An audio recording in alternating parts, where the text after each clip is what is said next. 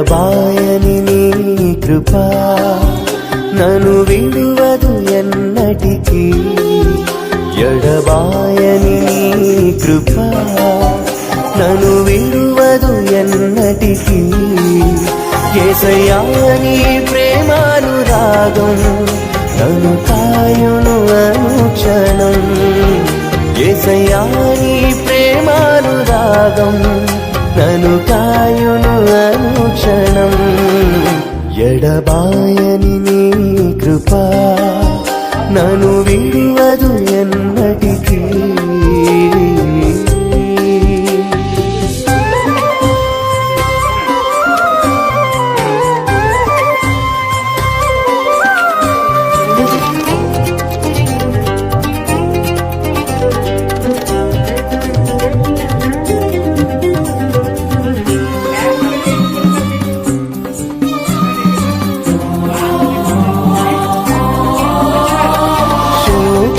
లోయలలో కష్టాల కడగండ్లలో కడలేని కడలిలో నిరాశ నిస్పృహలో శోకపు లోయలలో కష్టాల కడగండ్లలో కడలేని కడలిలో నిరాశ నిస్పృహలో అర్థమి కాని జీవితం ఇక వ్యర్థమని నేననుకొనగా.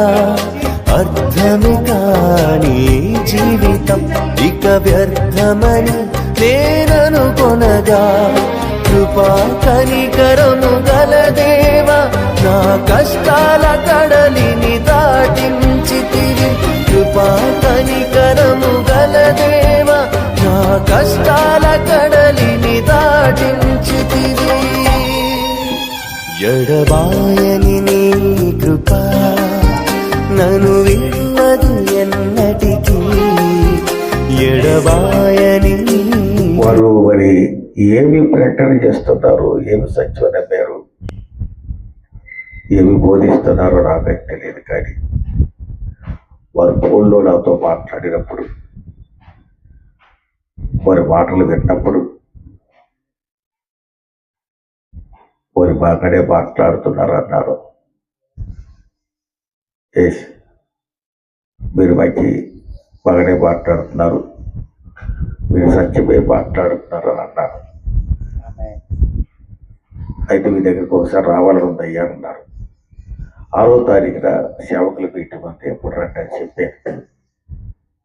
మన దూరం వచ్చి రాత్రి 1 గంటకు వచ్చారు. వారు రిసీవ్ చేసుకొని వారితో పాటు వారి యొక్క అనుచరులు కొంతమంది బృందం ఉన్నారు, వారిని కూడా తీసుకుని వచ్చారు. ఇంత శ్రద్ధ కలిగి ఇంత శ్రద్ధతో వెళ్దాము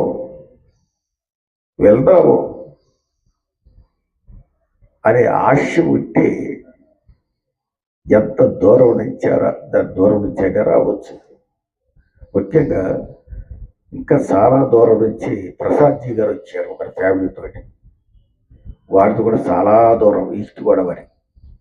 ఈ విధంగా ఈస్ట్ గోదావరి నుంచి, వెస్ట్ గోదావరి నుంచి, కృష్ణా నుంచి, హైదరాబాద్ నుంచి, విశాఖపట్నం నుంచి అనేక మంది ఈ ఫెలోషిప్ వస్తున్నారు, వాక్యం వింటున్నారు, సత్యం తెలుసుకొని సంతోషంగా వెళ్తున్నారు. కాబట్టి ఇది ఫెలోషిప్, ఈ ఫెలోషిప్ మాత్రమే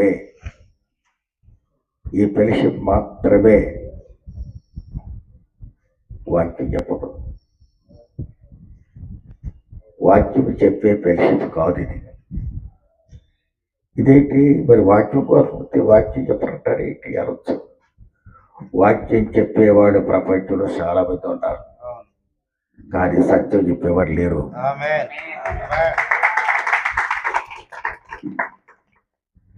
సత్యం చెప్పేవారు లేరు. స్వచ్ఛమైన వాక్యము, కల్తీ లేని వాక్యము, బైబిల్లో ఉన్నది ఉన్నట్టుగా చెప్పేటట్టు వాక్యం, ఇదే ఫెలోషిప్. అందుకే రావాలి. అది సత్యం ఏంటండి అంటారు. సత్యానికి అర్థం ఉందో తెలుసా? అసలు సత్యానికి ఎంత ఎంత అద్భుతమైనటువంటి మాటది. ఏమిటయ్యా, ఏం మాట్లాడుతున్నావు? What is true? సత్యం అంటే ఏమిటి? అసలు సత్యం అంటే ఏమిటి అని ఒక గవర్నర్ గారు అడిగారు. యోధా గవర్నర్ అడిగారు. ఎవరిని? అది యశమేషయ. అది యశమేష ఆర్డర్ మ్యాన్. అది సామాన్య మనిషినా? నిజంగా యాసమేషేనా? నిజంగా ఆయన యాసమేషేనా అనుకుంటే సార్ తప్ప. నో, ఇది క్రియేటర్. సృష్టికర్త గవర్నర్ ముందు నిలబడ్డాడు. భూమిని చేసిన వాడు ఆయనే, సూర్యుడు చేసిన వాడు ఆయనే, సూర్య చంద్ర నక్షత్రాదులను చరాచర సృష్టి చేసిన వాడే. ఒక గవర్నర్ ముందు నిలబట్టి ఆ గవర్నర్కి ప్రశ్న, ఆ గవర్నర్ 7 ప్రశ్న వేశాడు. అయితే అసలు ఆయన ఎవరు, ఆయన ముందు నిలబడిన ఎవరు ఆయనకి తెలియదు. ఆయన మాటలో అద్భుతం ఉన్నది. అద్భుతకరుడు అని పేరున్నది. మాటలో అద్భుతం ఉన్నది. ఒక్క మాట సౌలయ్యా, ఒక్క మాట సౌలయ్య, ఒక్క మాట సౌలయ్య, ఒక్క మాట పడుకు నా బిడ్డ బ్రతికించాడు. యాయిరు నా బిడ్డ చనిపోయింది. నా ఇంటికి వచ్చి ఒక్క మాట చాలయ్యా, ఒక్క మాట, నా బిడ్డ బ్రతుకుంది.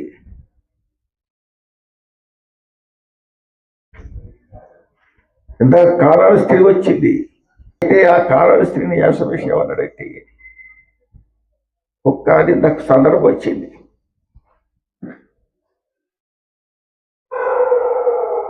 నిజంగా కోపం రావాలి కదా.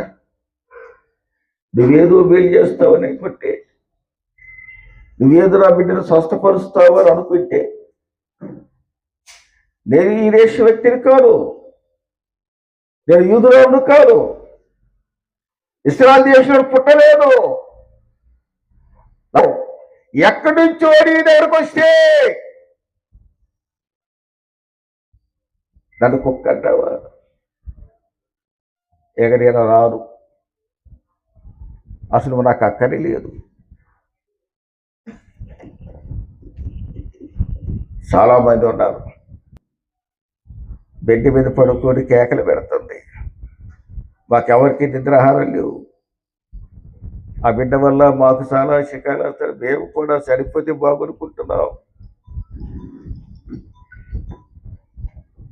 అయితే ఎంత మాట అంటే నేను ఎలా బ్రతకలయ్యా? అయితే షీజ్ ఇంటెలిజెంట్, ఒక మంచి ఇంటెలిజెంట్, ఆమెలో ఒక మంచి జ్ఞాని. నువ్వు కుక్క పిల్లలు నోటికాడి తీసిపోయాడు. నిజంగా ఇస్రాయల్ దేశంలో ఎలాంటి విశ్వాసం లేదు.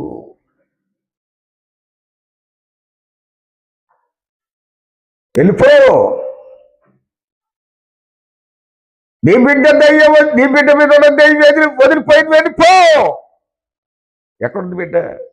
బెడ్ మీద ఉంది, ఇంట్లో ఉన్నది. కానీ యాషమేష ఎక్కడి చెప్పిండు? చాలా దూరం నుంచి ఒక మాట చెప్పాడు. ఒక్క మాట పలికితే చాలయ్యా.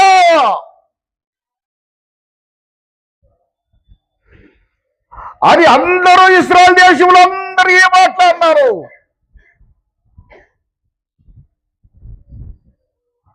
ఆ బిడ్డ దెయ్యం వెళ్ళిపోయింది.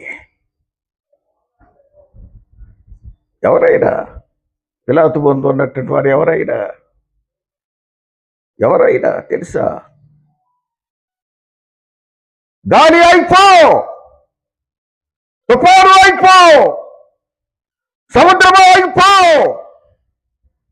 అయిపోయిందే, అలాగే లేచిందే.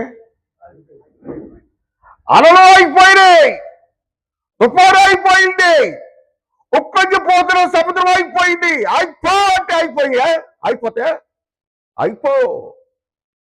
ఆయనే పిలాతు ముందు ఉన్నాడు.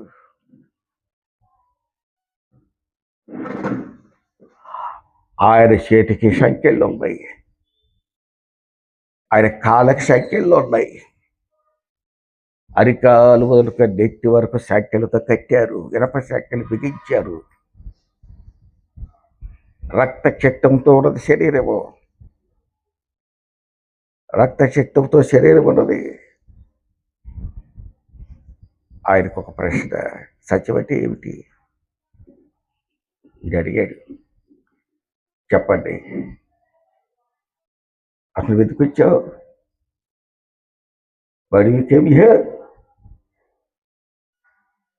ఎందుకు వచ్చావు? ఇది కూడా ఆయన అడిగాడు. అప్పుడు చెప్పాడు, ఒక మాట చెప్పాడు. ఎవరంటే, సత్యమును గూర్చి సాక్ష్యం ఇవ్వటానికి నేను లోకానికి వచ్చాడు. అందుకే నేను పుట్టాను, అందుకే నేను పుట్టాను.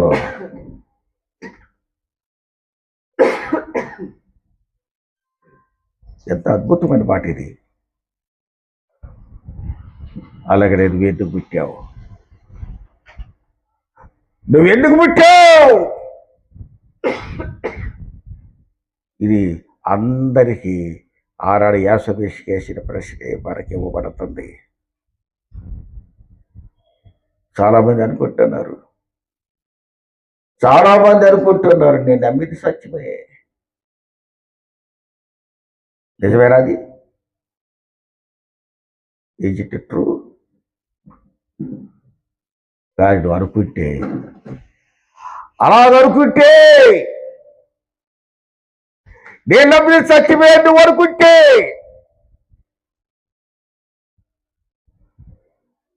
You deceive your self, you deceive your self. అంటే నీకు నువ్వే మోసం చేసుకుంటావు. నేను ఎవరు మోసం చేయక్కర్లే. ఇది చాలా భయంకరమైనటువంటి విషయం. నీకు నువ్వే మోసం చేసుకుంటున్నావు. నీకు నువ్వే నీ నెత్తిని చేయబెట్టుకుని నాశనం అవుతున్నావు అని అర్థం. అందుకేం చేయాలి?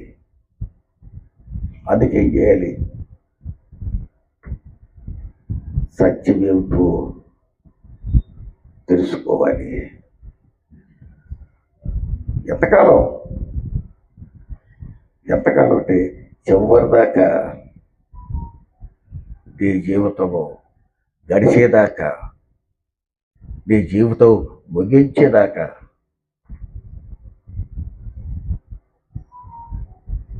సత్యమును పరిశీలించాలి, సత్యం వచ్చి తెలుసుకోవాలి. మొదటి సత్యం, నువ్వు అందరికీ సత్యం చెప్తున్నావు, కానీ నీకు నీవు సత్యమును నువ్వు తెలుసుకోవాలి. ప్రివేటు గొప్ప సంగతి. అంటే సత్యం గురించి చెప్పడానికి వచ్చాను అంటే అర్థం ఏంటంటే, సత్యం చెప్పేవారు అప్పటి వరకు లేరు, చెప్పేవాళ్ళు అప్పటి వరకు లేరు. అసలు చెప్పటానికి నువ్వు నమ్మితే కదా.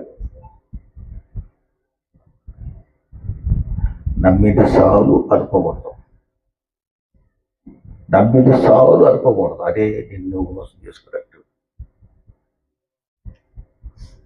నేను నమ్మింది కరెక్టే. ఇక నాకు ఏది అవసరం లేదు, నా వయసు అయిపోయింది, నాకు 90 ఏళ్ళు వచ్చినాయి, నేను వృద్ధాప్యులు అన్నాను. నేను ఒక యూదా పండితుడిని. నేను యూదా పండితుడు మాత్రమే కాదు, ఈ దేశానికి అధికారిని, ఈ దేశానికి రూలర్ని. తర్వాత ఇంకోటి ఏంటంటే, ఈ దేశంలో ఉన్న వారందరికీ నేను బోధకుడిని. బోధకుడంటే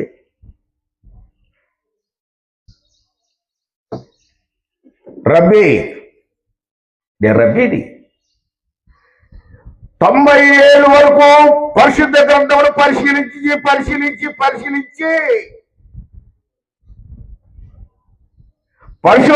పరిశోధించి నడుచుకుంటున్న వాడిని.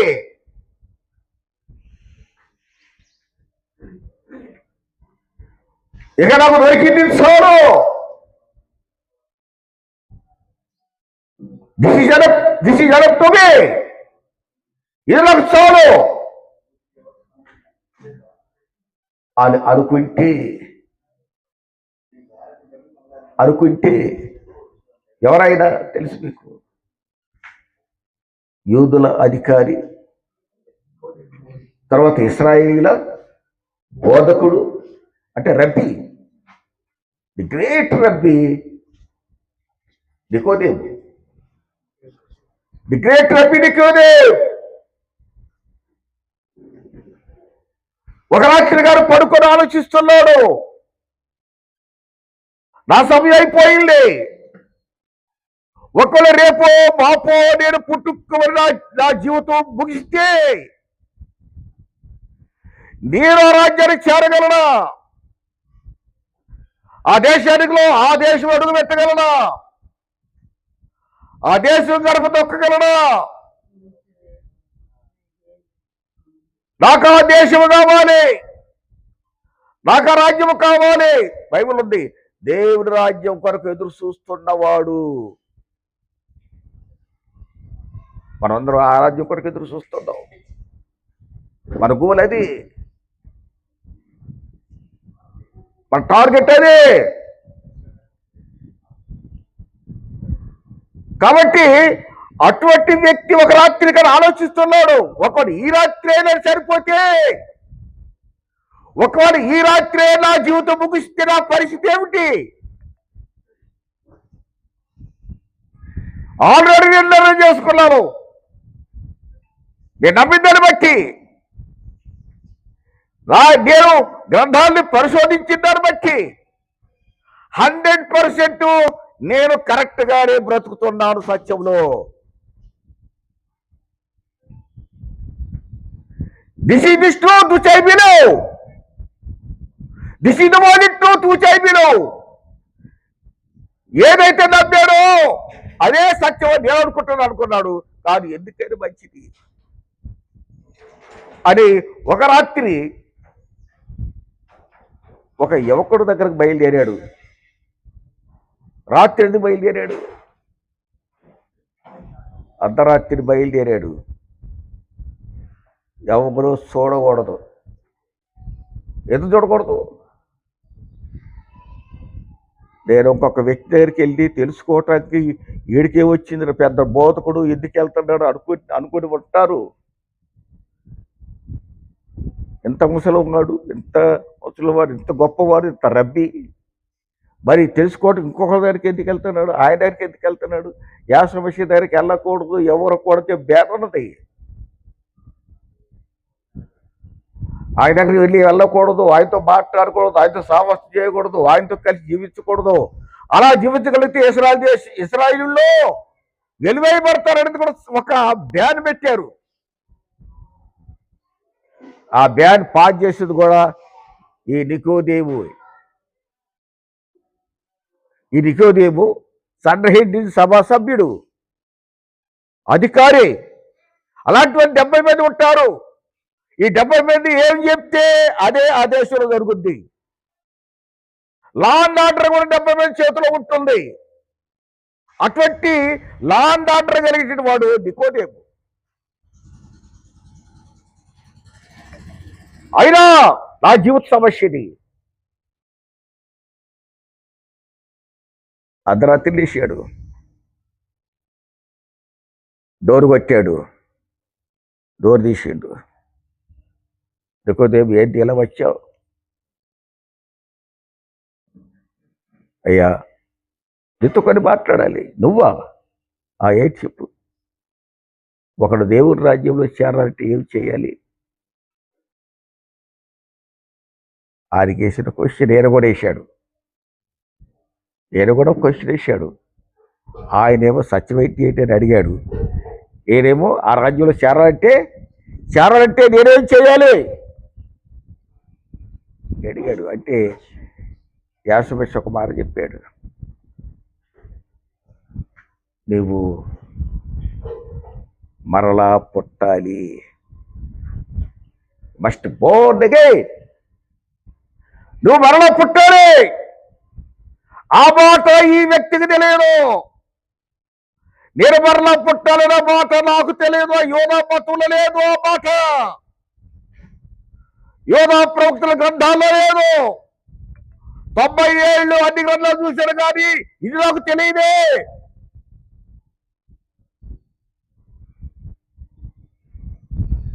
అంటే అది నాకు తెలియదు. అది నాకు తెలియదు అంటే నేను ఆ రాజ్యంలో చేరని, నేను ఇప్పటి వరకు చేరను.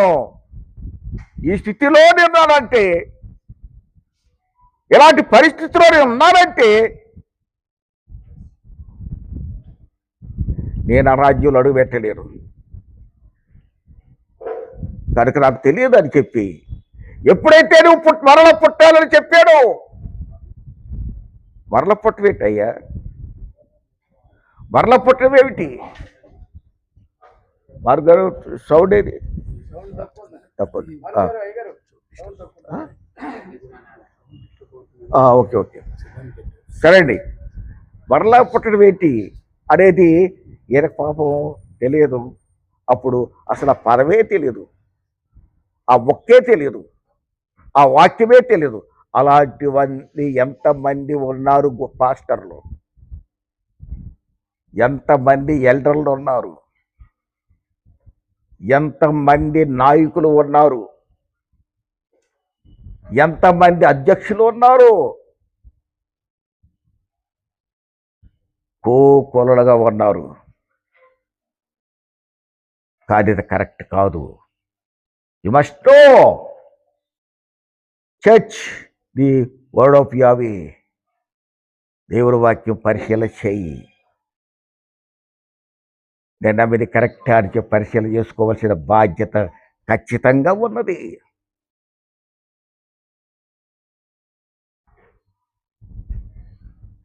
నేను ఈ మధ్య వాట్సాప్లో రాయటం మొదలు పెడతాను.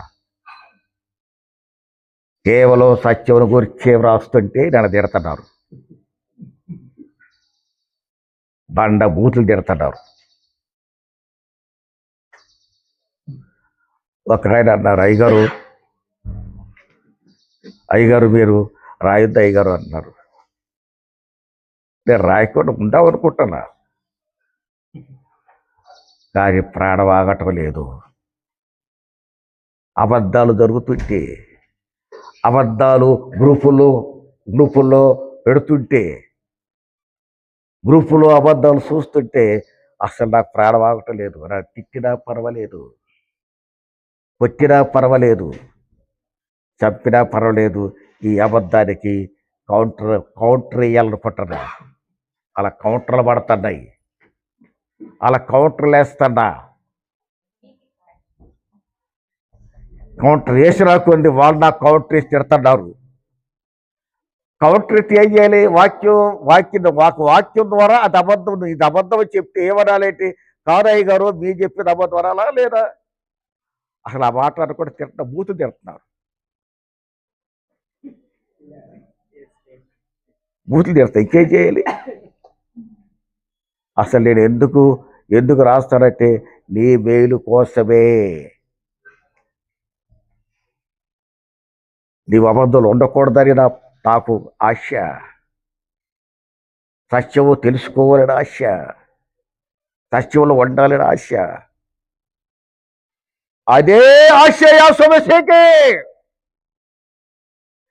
ఈ సృష్టి చెడిపోయింది, ఈ ప్రజలు చెడిపోయారు, అందరూ త్రోవ తప్పి తనకిష్టమైన దారిలో తొలగిపోయారు కనుక నేను చెప్పడానికి వచ్చిన సత్యం చెప్పడానికి వచ్చినందుకు, సత్యం చెప్పినందుకు నా సొంత ప్రజలే నాకు శిక్ష విధించారు. యాసభ సిలువెందుకు వేశారు? పిలాతు ఇంకోటి 36 వర్షంలో ఒక మాట, 1836లో పిలాతు ఇంకో మాట అడిగాడు. ఏమిటి తెలుసా? అసలు ఏం చేసావు నువ్వు? What is it? Have you done? ఏం చేశావు? What you done? ఏం చేస్తే నీకు సంఖ్యలు పడ్డాయి?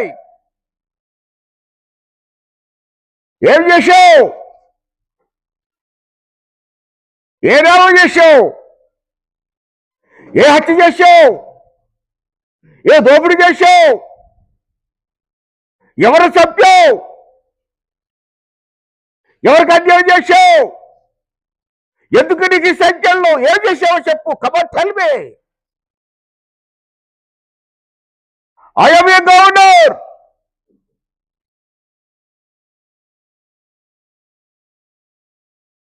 నేను ఎవరని తెలుసా? నిన్ను విడుదల చేయటానికి నేను కూర్చున్నా. నాకు పవర్ ఉంది. నాతో చెప్పు. ఏం చేశాడు? ఏ తప్పు చేశాడంటే చెప్పే. తప్పు చేశాడు? ఏ తప్పైనా ఎక్కడ చేశాడు? ఏ తప్పు చేశాడు? ఏ తప్పు చెయ్యకపోయినా, ఏ నేరం చెయ్యకపోయినా యజమాని సేవకులకి సంఖ్యలు పడుతున్నాయి, సత్యం చెప్పే వాళ్ళకి నిందలు పడుతున్నాయి, సత్యం చెప్పే వాళ్ళకి బ్రతకటానికి వీలు లేకుండా చేస్తున్నారు. ఏ నేరం చేయక్కర్లే. నీకు సత్యం చెప్తే, సత్యంలో ఉండబట్టి ఎందుకు కోపం? దేనికి? ఏమీ లేదు. నిర్దాక్షిణ్యంగా అతడు యథార్థంగా మాట్లాడేందుకు, యథార్థం చెప్పినందుకు, సత్యం చెప్పినందుకు ఆయన్ని యూదులు శిక్షించారు. నేను ఎప్పటికీ చెప్తున్నాను మిమ్మల్ని, ఇప్పటికీ నేను కోరుతున్నాను, సత్యం నమ్మండి, సత్యం నమ్మండి. నేను బాగు చేస్తుంది. సత్యం నమ్మండి. కొన్ని లక్షల సంవత్సరాల జీవితం ఉన్నది. దీని తర్వాత కోట్ల సంవత్సరాల జీవితాన్ని పోగొట్టుకోవద్దు ఉన్నది. మరొక లైఫ్ ఉన్నది. నీకోదే మరొక లైఫ్ కోరి వెళ్ళాడు. రాత్రి ఆ రాత్రి వెళ్ళాడు. ఆరికంటే గొప్పవాళ్ళు మనలో ఎవరు లేరు. ఇది రిష్మేన్ ధనవంతుడు ఎవరు? నీకోదే నాకు ధనవంతుడు సార్ నేర్కోలేదు. ఇది పవర్ఫుల్ మ్యాన్, గొప్ప అధికారి, నాకు అధికారం ఉందలే అని అది సార్ నేర్కోలేదు. తర్వాత నేను రబ్బీని నాకెందుకులే ఇంకొకరి దగ్గర కనుక్కోలేదు. రబ్బీ అయినా, గొప్ప అధికారి అయినా, గొప్ప ధనవంతుడు అయినా ఇవన్నీ పనికి రావు. Must go. నువ్వు వెళ్ళు.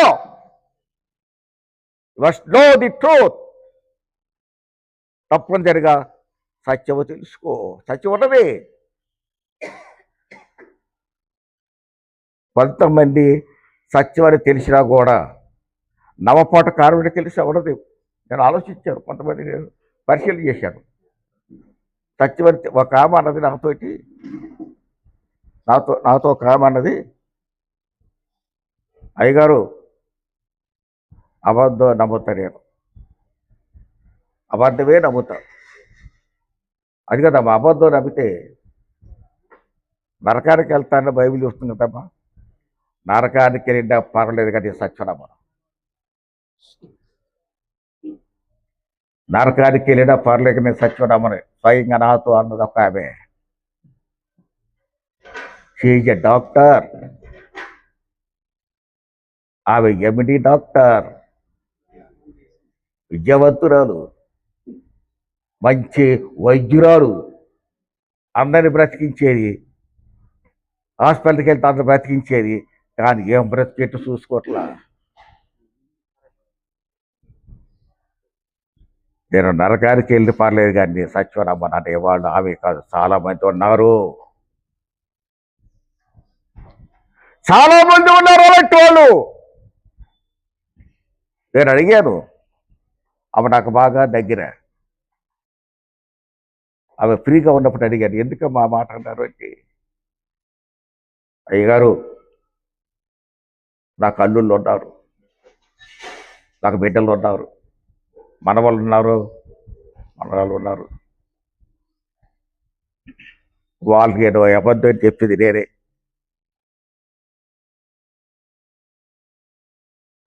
ఇందులో నడవండి చెప్పింది నేనే. ఇలాగా నాకు చాలా ఏళ్ళు గడిచిపోయినాయి. నా పిల్లలు అదే నమ్మారు, నా కూతుళ్ళు కొడుకులు అదే నమ్మారు, నా అల్లులు కూడా అదే నమ్మారు. ఇప్పుడు అది కాదంటే నా పరిస్థితి ఏమిటి? నా పరువు ఏం కావాలి?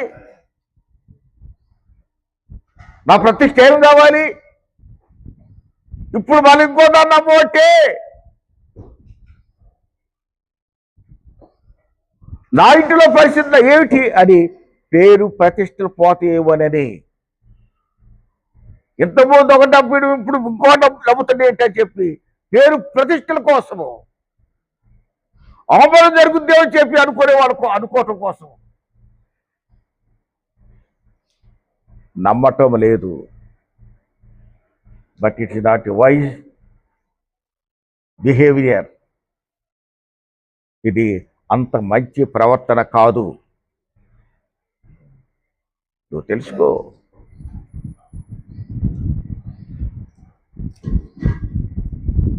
ఇతరులు చెప్తూ ముఖ్యమేను, కానీ నీకు నువ్వు చెప్పుకో, అది ముఖ్యం. First you must know what is the truth.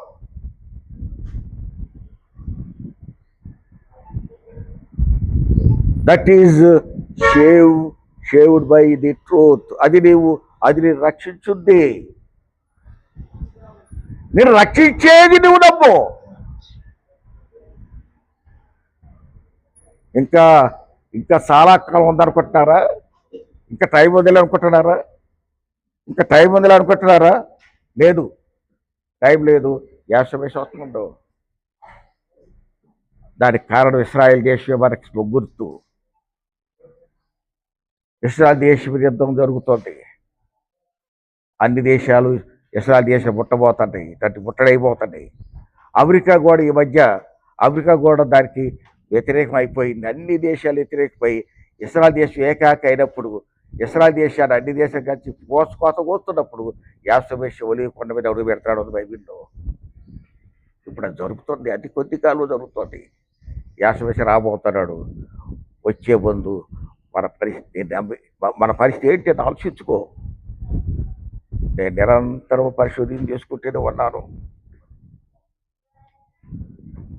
నేను నిరంతరము నా యొక్క విశ్వాసాన్ని నేను నమ్మి నిజమేనని చెప్పి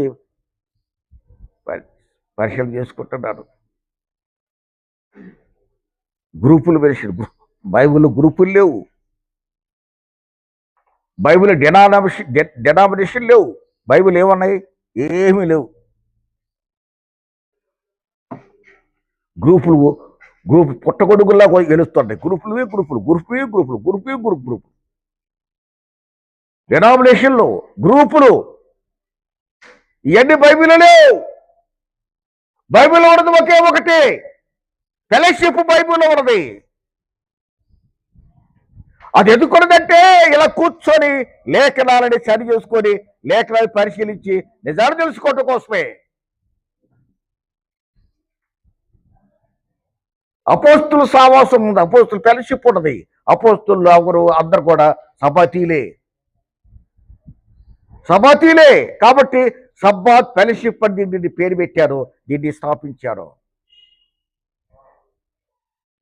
20 ఏళ్ళ నుంచి 25 ఏళ్ళు దీన్ని స్థాపించి 25 ఏళ్ళ నుంచి ఇది నడిపిస్తూ ఉన్నారు.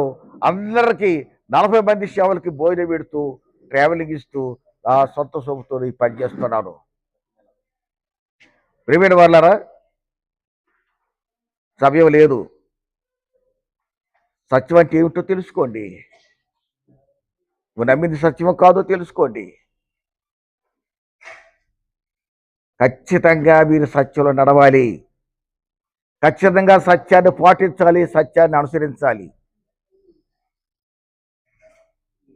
ఇది మన లక్ష్యం, ఇది మన జీవితం. కాబట్టి నేను ఈ మాటలు ముగించుకుంటున్నాను. దయచేసి ఈ ఫెలోషిప్కి తప్పనిసరిగా సకాలానికి హాజరు కావాలి, అందరూ రావాలి. ఈరోజు జనరల్గా మాట్లాడటం జరిగింది. ఇక్కడ నుంచి క్లాసులు చెప్పబడతాయి, క్లాసులు నిర్వహించబడతాయి.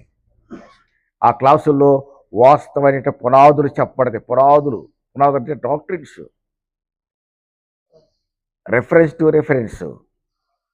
రెఫరెన్స్ లేకుండా ఏది బైబిల్ లేదు. రెఫరెన్స్ ఖచ్చితంగా క్లాసుల్లో చెప్పబడతాయి, క్లాసులు నిర్వహించబడతాయి.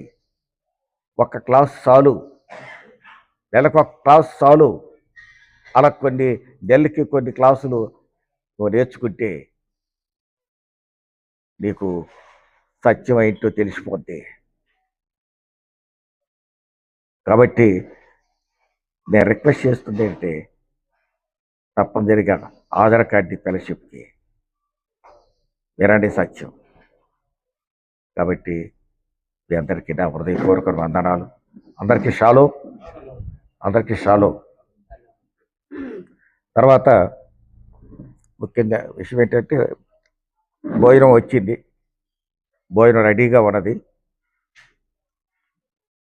ఈరోజు ఈ ఫెలోషిప్కి ఇద్దరు సేవకులు, ఒకే ఫ్యామిలీ ఉన్న ఇద్దరు సేవకులు ఈ ఫెలోషిప్కి నేను భోజనాలు తయారు చేస్తాయా అని చెప్పి అన్నారు. ఎందుకంటే చూస్తున్నారు వాళ్ళు కొన్ని సంవత్సరాలు ఇచ్చి నేనే వీళ్ళకి అన్నం పెట్టి పంపిస్తున్నా. కాబట్టి ఈ ఒక్కరోజు మేము చేస్తామని చెప్పి ముందుకొచ్చారు. చాలా సంతోషం అని చెప్పారు.